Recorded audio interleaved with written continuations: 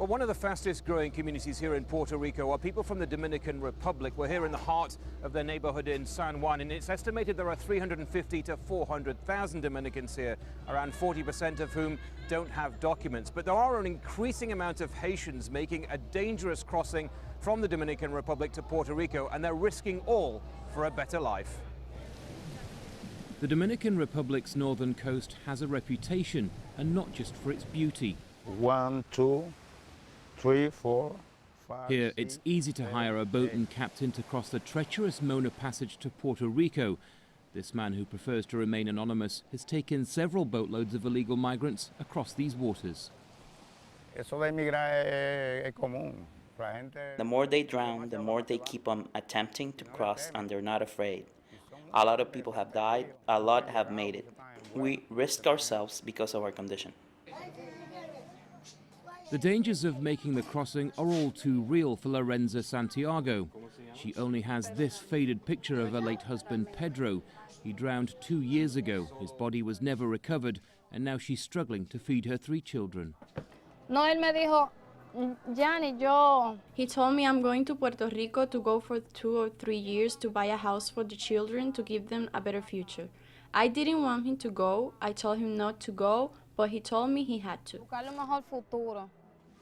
These boats never made the crossing to Puerto Rico. They were confiscated and now sit here in the local Navy Yard, symbols of desperation. At least 20 people will pack into a boat like this, spending thousands of dollars in the hope of a better life.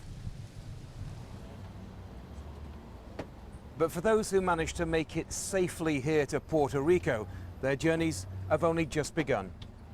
At the San Mateo Church in San Juan, Father Pierre-Louis offers new arrivals shelter and advice. He's helped hundreds of Haitians settle in places like Miami and New York, but without money or family contacts, many will remain in limbo. It's like the lottery, a chance. They look for a better life, and like the lottery, you play to win, but you can also lose. They play with their lives. But despite the massive risks, people like Gallagher say they have nothing to lose. What we left behind was a dangerous world, and that's why I'm so happy now. We are in a better world. I like that. That's why we struggled to get here from a place that has no joy, and when we were always scared of failure.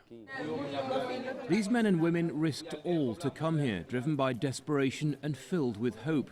And while they may not know what lies ahead, they're taking the gamble that it's better than what they left behind.